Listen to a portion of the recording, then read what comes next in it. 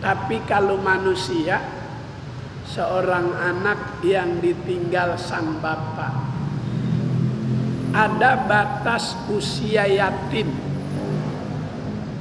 sampai umur 15 tahun. Itu batas anak yang disebut yatim ditinggal mati oleh orang tuanya ketika ia sampai pada usia 15 tahun.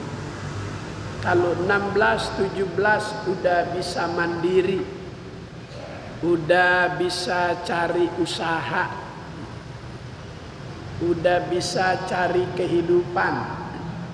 Kalau di usia 13, di usia 14, belum 15, dia udah mampu nyari kehidupan, masih masuk kategori si yatim.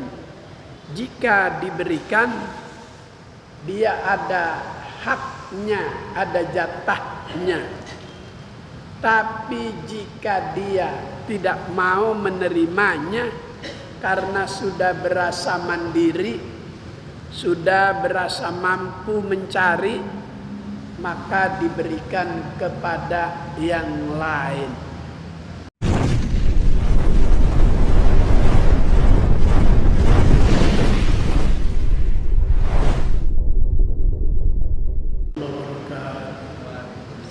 Ya Rabbi bil Mustafa balligh maqasidana waghfir lana ma madha ya wasi'al karami. Ya Rabbi bil Mustafa balligh maqasidana waghfir lana ma madha ya wasi'al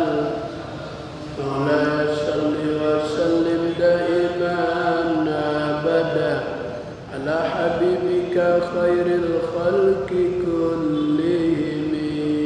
يا ربي بالمصطفى بلغ مقاصدنا واغفر لنا ما مضى يا واسع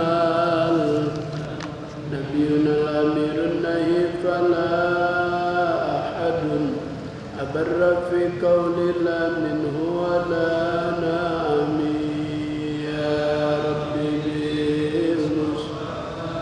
بلغ مقاصدنا واغفر لنا ما مضى يا واسع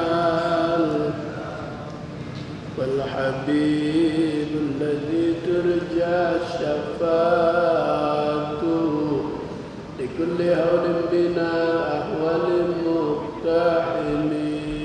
يا رب بلغ مقاصدنا واغفر لنا ما مضى يا واسع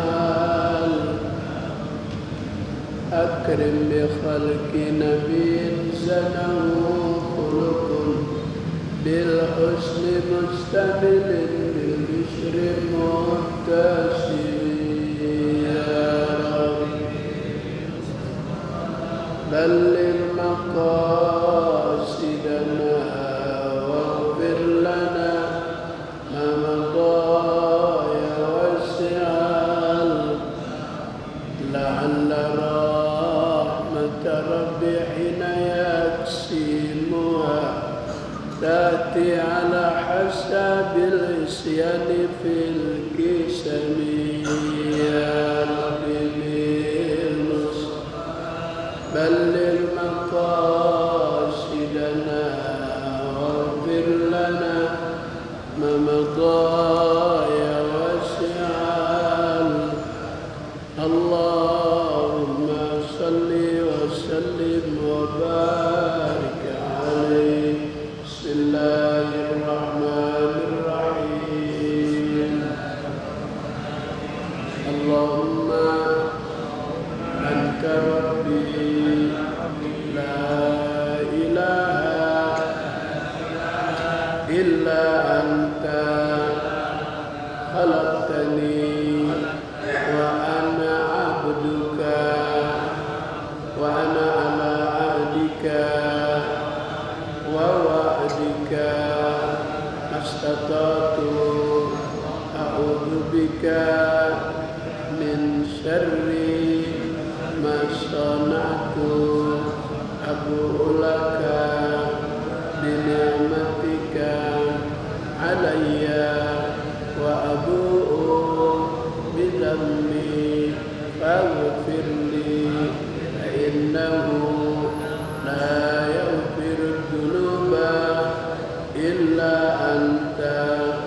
Allahumma inni a'udzu bika min ilmin la yanfa' wa min qalbin la yakhsha wa min nafsin la tashba' wa min du'ain la yusma' wa min amalin la yurfa' bi rahmatika ya arhamar rahimin.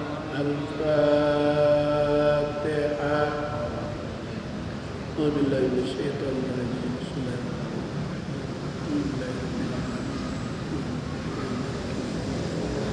Iyyaka na'budu wa iyyaka nasta'in ihdinas siratal mustaqim siratal ladzina an'amta 'alaihim ghairil maghdubi 'alaihim waladdallin. Sampai pada hadis 322, hadis yang ke-322 halaman 39.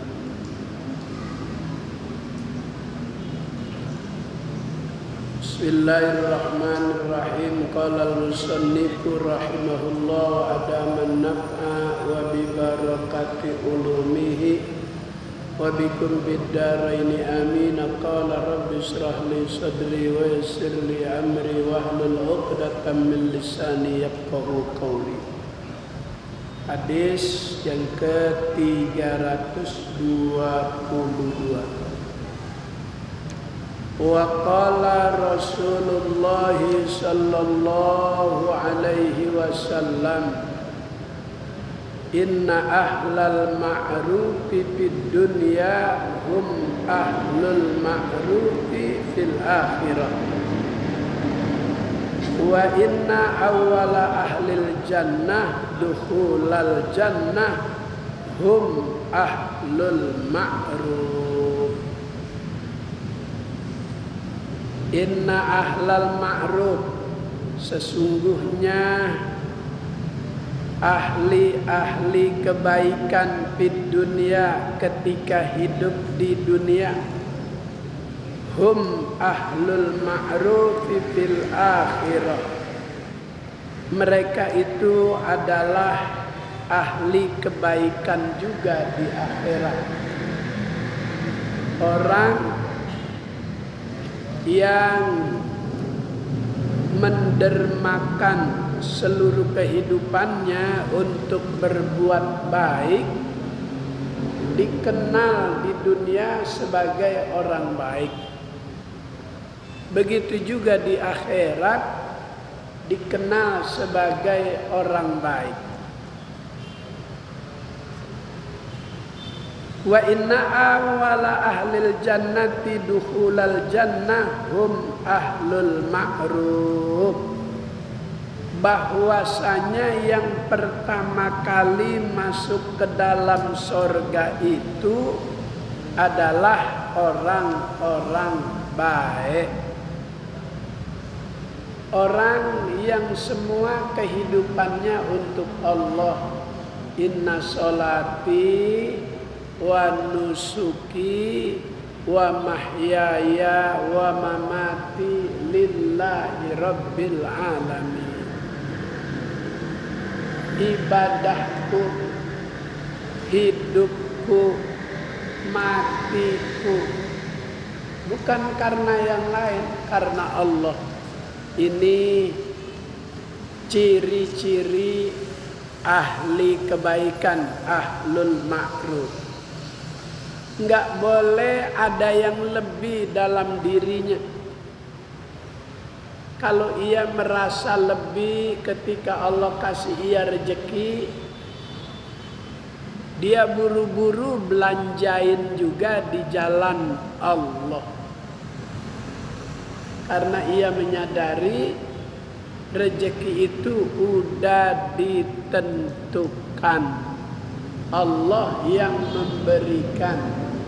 Maka jika datang dari Allah, diberikan lagi ke jalan Allah, maka ada istilah terima kasih. Setelah diterima, dikasih lagi. Anfik ma fil jaib ya'ti kama fil ghaib. Keluarin apa yang ada di kantongmu, di sakumu, nanti dari jalan yang tidak diduga-duga, dari jalan yang tidak bisa disangka, tahu-tahu ada gantinya. Itu janji Nabi kepada umatnya. Apalagi dibelanjakannya di momen-momen tertentu. Kayak besok 10 Muharram ada lebaran anak yatim. Hari di mana bergembiranya anak yang ditinggal oleh orang tua. Disebut yatim anak karena ditinggal oleh orang tua laki-laki.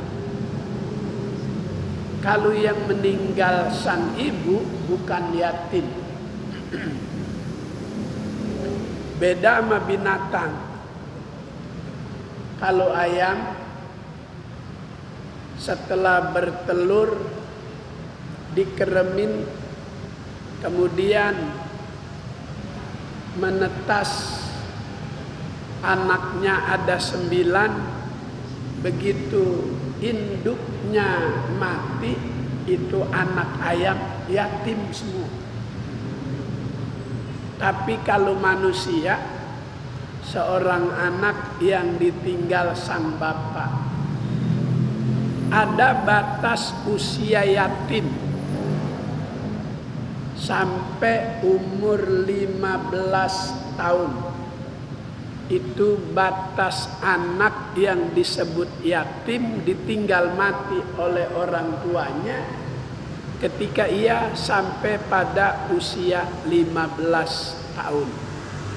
Kalau 16, 17 udah bisa mandiri, udah bisa cari usaha,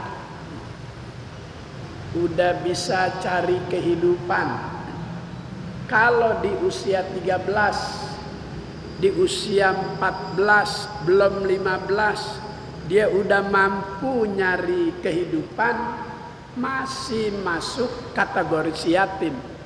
Jika diberikan, dia ada haknya, ada jatahnya.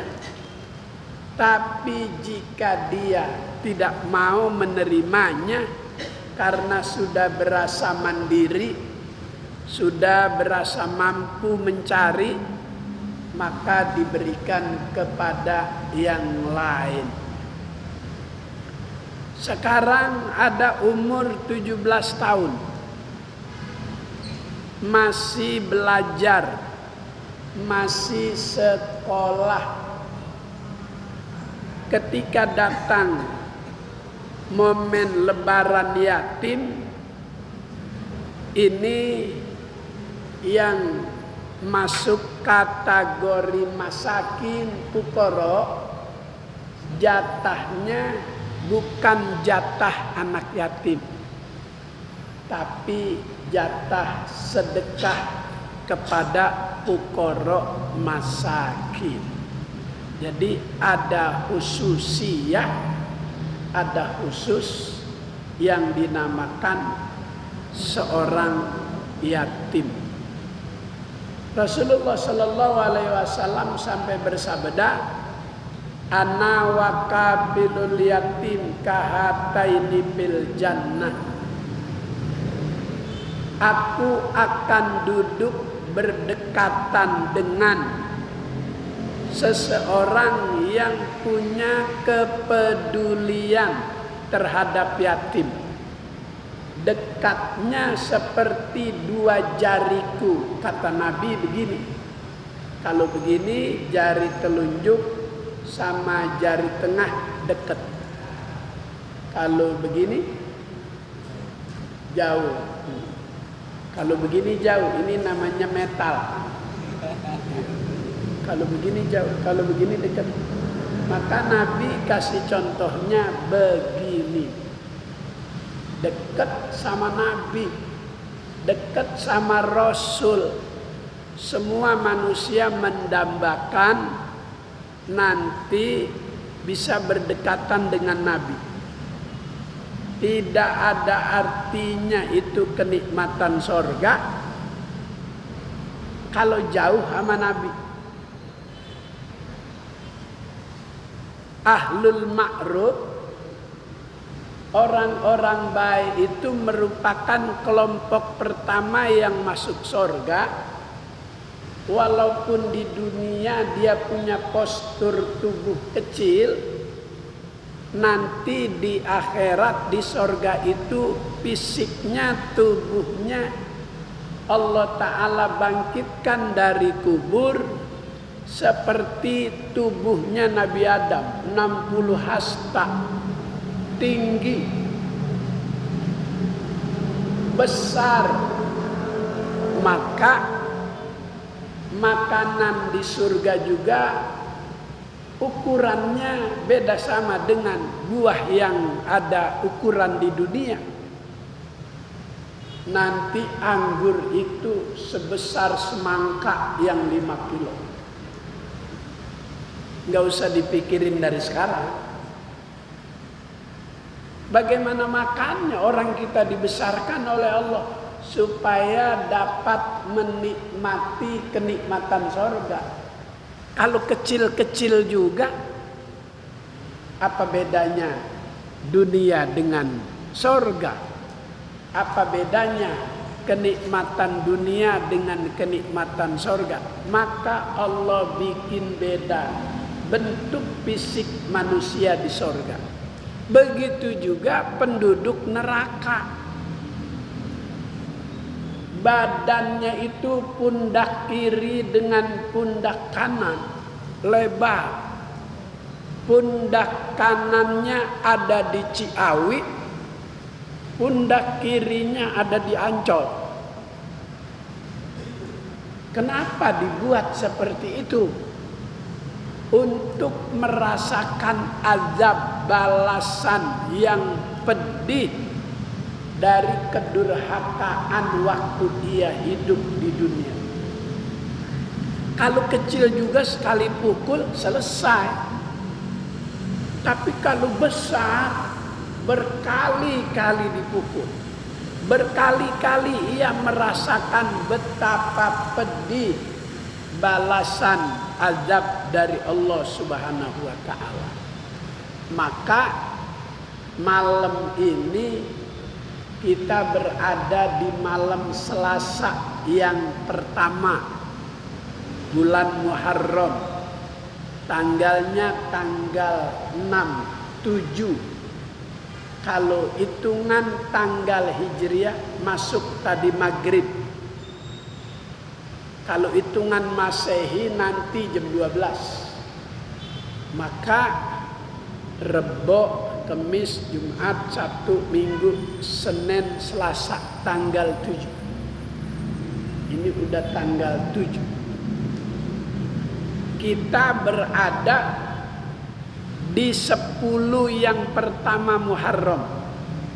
Kata Allah, wal fajri walayalin as. Demi waktu fajar dan malam-malam yang 10. Walayalin as, Di dalam tafsir itu 1, 10 pertama bulan Muharram. Sekarang kita ada di 10 pertama bulan Muharram. Kenapa 10 pertama Muharram masuk walayalin as, malam-malam yang 10 yang mulia? Karena di dalamnya ada hari Tasu'a, ada hari Asyura, ada tanggal 8, 9, 10. Ini 10 Muharram, taubatnya Nabi Adam diterima oleh Allah. Nabi Adam baca Rabbana zolamna anfusana wa illam taghfir lana wa tarhamna lanakunanna minal khasirin. Itu doa oleh umat Nabi Muhammad, selalu dibaca selepas sholat. Jangan kita lupakan untuk permohonan ampun kepada Allah. Apalagi selain doa sebagai usaha permohonan ampun dari Allah, Nabi Allah Adam, dia puasa untuk menebus kesalahan. Maka semua puasa itu bertujuan menghapus kesalahan dan dosa. Ramadan ila Ramadan, al-jum'atu ilal jum'ati, al-umratu ilal umrati, as-salatu ilas salati, mukaffiratun lima bainahunna. Dari sholat maghrib sampai ke sholat isya, itu cara Allah buat kita hambanya menghapus kesalahan kepada Allah, andai kata ada dari maghrib sampai isya. Al-jum'atu ilal jum'ati, dari Jumat kemarin sampai Jumat besok. Cara Allah menghapus kesalahan sepekan, seminggu. Al-umratu ilal umrati, dari umroh bulan lalu ke umroh berikutnya, cara Allah menghapus kesalahan hambanya. Ramadan ila Ramadan, mukaffiratun lima bainahunna, dosa tahunan itu dihapus dengan kita ibadah puasa Ramadan. Maka jika sholat 5 waktu terjaga, sholat Jumat terjaga, umroh terjaga, Ramadan terjaga, maka sempurna manusia hidup bersih dari kesalahan dan dosa. Kenapa sholat zuhur itu jam 12 siang? Kenapa zuhur itu panas? Karena sholat zuhur itu pertama diwajibkan kepada Nabi Adam. Begitu Nabi Adam turun ke dunia, di dunia panas. Di sorga adem. Kenapa panas? Satu, karena pengaruh dosa dan kesalahan. Melanggar larangan Allah, diturunkan ke dunia. Dia berusaha memperbaiki dengan Rabbana zolamna anfusana. Kemudian dia berpuasa. Diterimalah tobatnya Nabi Adam jam 12 siang, lagi sedang panas-panasnya. Maka sholat zuhur itu pertama kali yang jumlahnya 4 rakaat ditujukan kepada Nabi Allah Adam. Dari dulu kewajiban sholat kepada Nabi Ibrahim, kepada Nabi Musa, kepada Nabi Isa.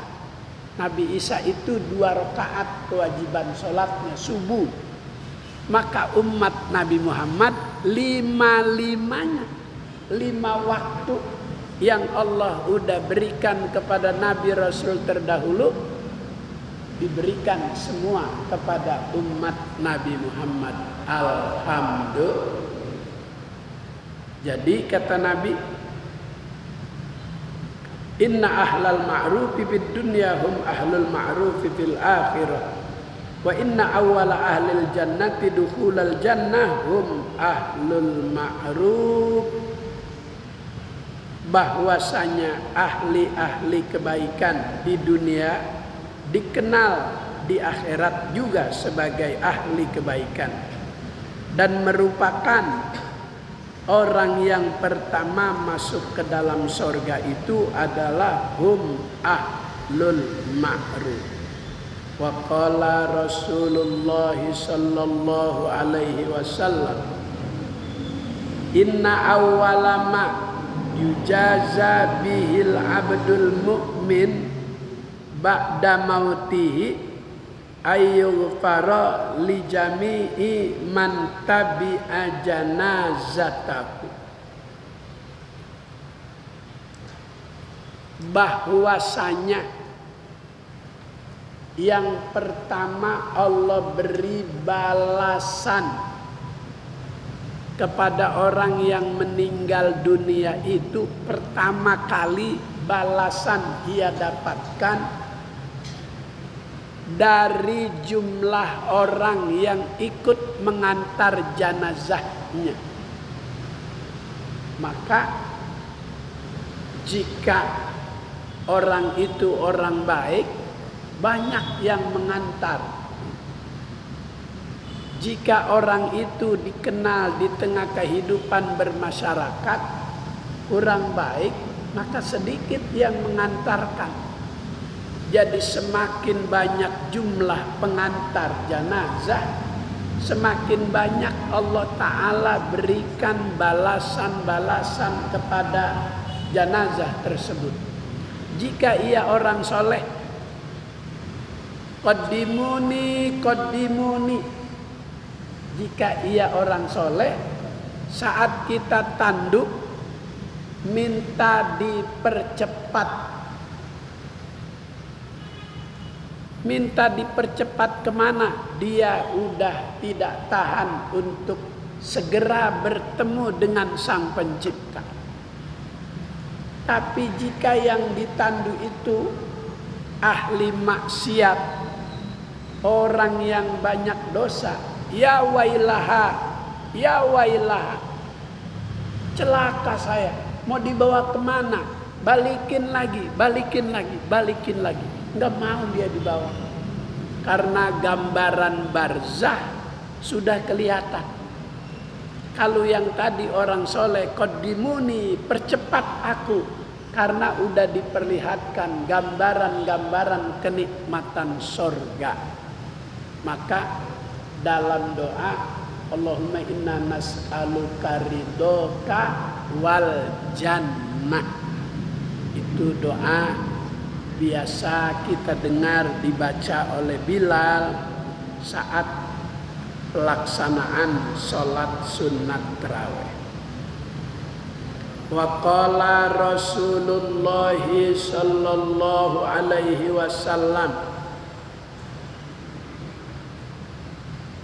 inna buyutallahi fil ardi al masajid wa inna haqqan 'alallah ayyukrima man zarahu biha. Kata Nabi, sesungguhnya rumah-rumah Allah di bumi itu, di atas bumi itu, al-masajid adalah masjid. Masjid itu asal kata dari sajadah, tempat orang sujud, tempat orang beribadah kepadanya.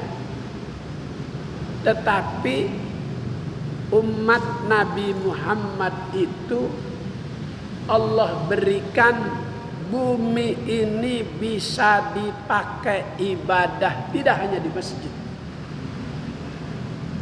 Saat para petani sedang menggarap sawahnya, ketika dibawa makan siang oleh keluarganya, itu petani sudah siap alat-alat sholat. Dia udah bawa mukena, dia udah bawa baju, dia udah bawa sarung. Maka dia sholat di jalanan sawah itu yang kecil. Apa namanya Pak? Galengan. Galengan. Dia sholat di situ. Wudu di air yang mengalir, air sawah. Di mana aja bumi untuk umat Nabi Muhammad bisa dipakai untuk sholat. Makanya Monas pernah dipakai sholat Jumat. Monas pernah dipakai sholat Jumat. Hampir 8-9 juta yang ikut sholat Jumat di Monas. Ketika datang waktu sholat Jumat, itu warga yang datang ada yang batal wudu, butuh air untuk bersuci, untuk wudu. Ada seseorang yang munajat berdoa kepada Allah, langsung diijabah, turun air hujan. Masya Allah, itu kejadian bersejarah, tidak akan terulang kembali. Andaikan terulang, momentumnya sudah beda.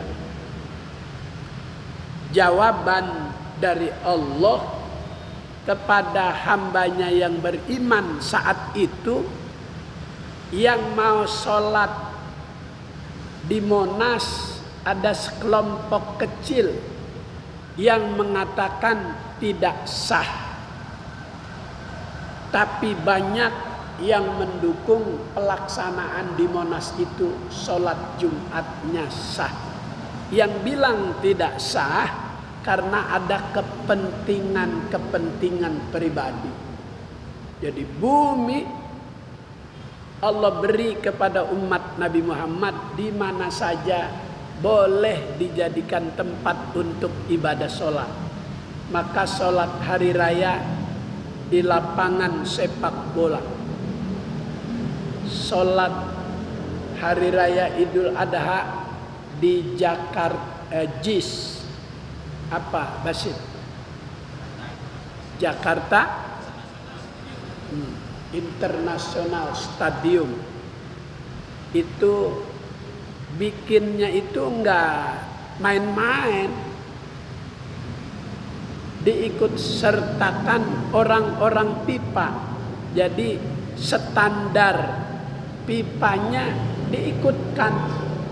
Sebuah bangunan yang diakui oleh Eropa. Kalau JIS itu termasuk lapangan termegah 10 di dunia. Yang udah masuk bertaraf internasional, lapangan-lapangan sepak bola masuk 10 besar itu JIS. Itu siapa yang bikin ya? Oh iya, Pak Anies ya. Mau dipakai besok putaran Piala Dunia usia 17 tahun. Cuman dia mau pakai malu. Jadi dijelek-jelekin dulu supaya tidak malu minjemnya. Dibilang pintunya tidak memenuhi standarisasi. Kemudian mobil bus nggak bisa masuk ke dalam, mentok. Diputer videonya. Pintunya banyak, mobil bisa masuk ke dalam. Sebab kalau nggak dibuat berita seperti itu, karena mau direnovasi. Biaya renovasinya 6 triliun. Apa yang mau direnovasi? Orang gedung baru. Ya, itulah. Mau diganti namanya nanti bukan JIS lagi. Nanti namanya bukan JIS, Wah. Nanti namanya apa?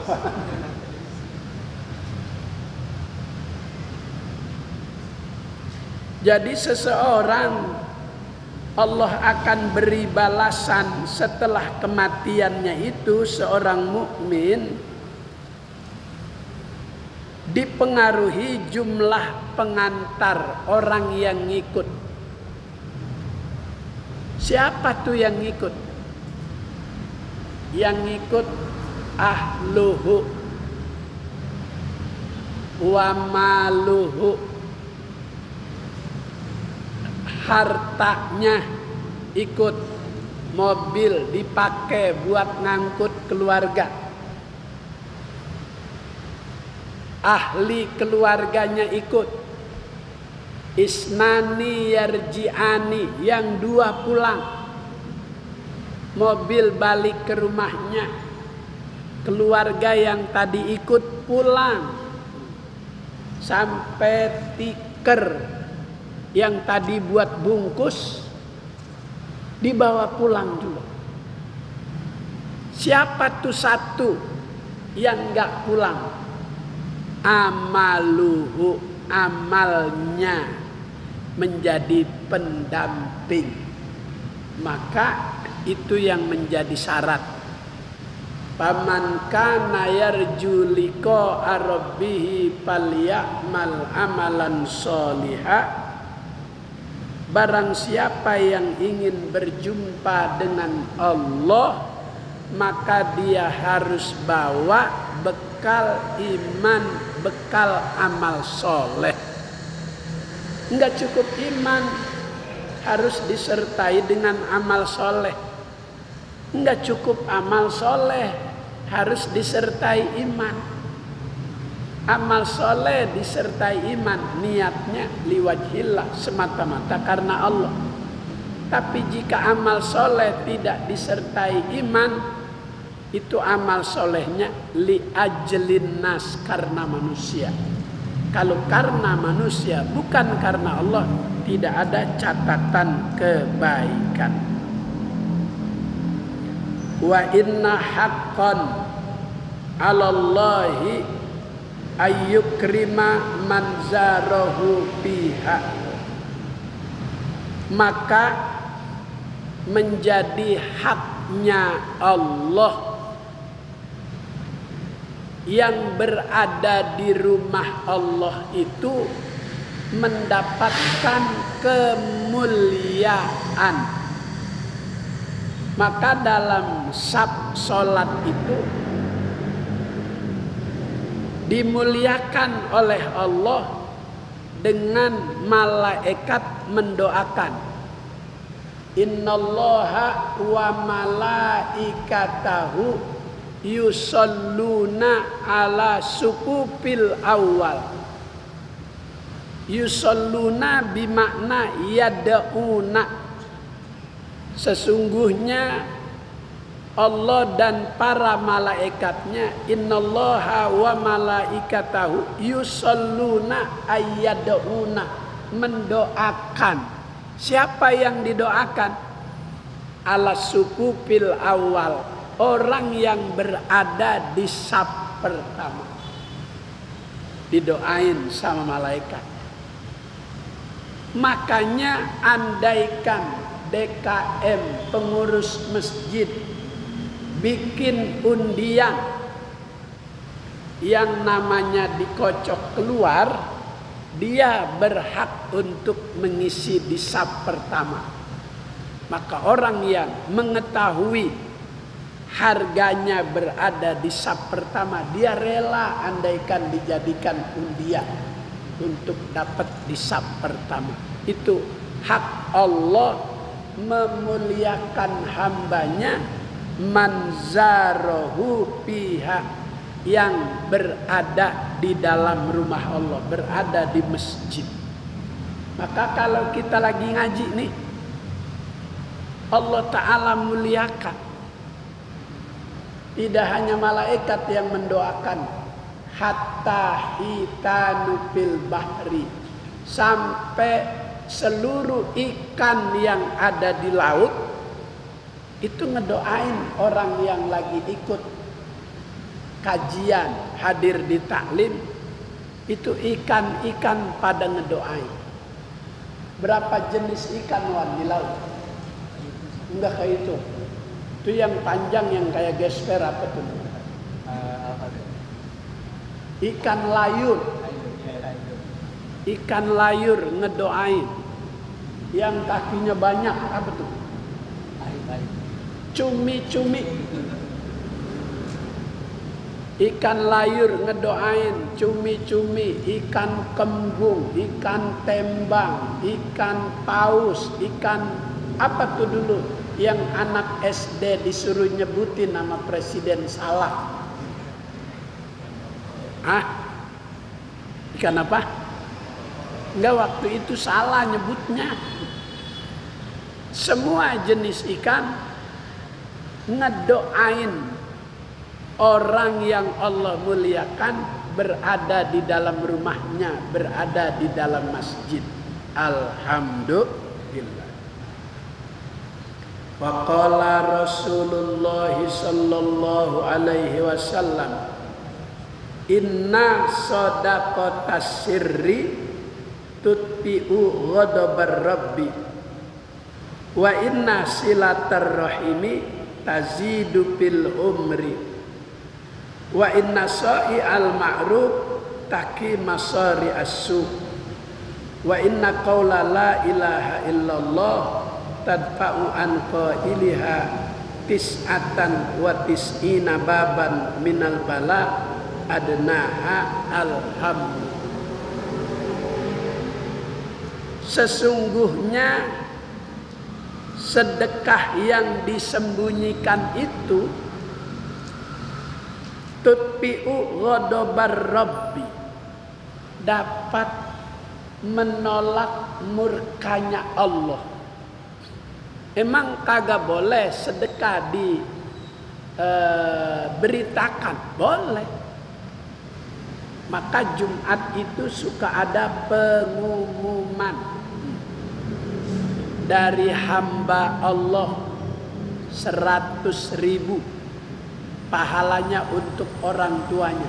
Boleh. Ada juga dirahasiakan. Yang dirahasiakan itu enggak mau disebut namanya. Hanya Allah yang tahu, dapat menolak murkanya Allah. Wa inna silatar rahimi tazidu fil umri. Kemudian silaturahmi itu membuat seseorang bertambah umurnya. Ada umur jumlah, ada umur amal. Umurnya jumlah hitungan sedikit 40 tahun. Tapi dia isi sepanjang hidupnya sering silaturahmi kemana-mana. Pahalanya banyak. Itu orang umurnya panjang. Tazidu fil umri. Sekarang umurnya 80 tahun. Enggak pernah silaturahmi. Sama tetangga bermusuhan. Sama yatim pelit medit. Itu orang umurnya pendek. Maka yang paling enak itu umur panjang dalam ketaatan kepada Allah Subhanahu wa ta'ala. Wa inna sa'i al ma'ruf taqi masari as-su. Bahwasanya berbuat baik itu dapat menolak perbuatan buruk.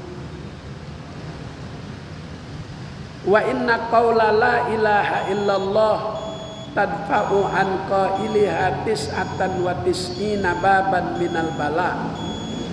Bahwasanya membaca la ilaha illallah Muhammadur Rasulullah dapat menolak 99 pintu bala malapetaka bagi orang yang membacanya. Tidak ada yang sia-sia. Kebaikan jika dilakukan, Allah beri balasan-balasan. Mudah-mudahan Allah berikan kita kekuatan untuk selalu dapat melaksanakan perintah-perintah. Allahumma rzuqna ilman nafi'a wa amalan mutaqabbala wa fahman zakiyya wa qalban khashi'a. Allahumma inna nas'aluka fahman nabiyyin wa hifdzal mursalin wa ilhamal malaikatil mukarrabin. Allahumma inna na'udzubika min ilmin la yanfa' wa min qalbin la yakhsha' wa min nafsin la tashba' wa min du'ain la yusma'. Rabbana atina fid dunya hasanah fil akhirati hasanah wa qina adzabannar. Sallallahu ala sayyidina Muhammad wa ala alihi washabbihi wasallam. Alhamdulillahi rabbil alamin. Assalamualaikum warahmatullahi wabarakatuh.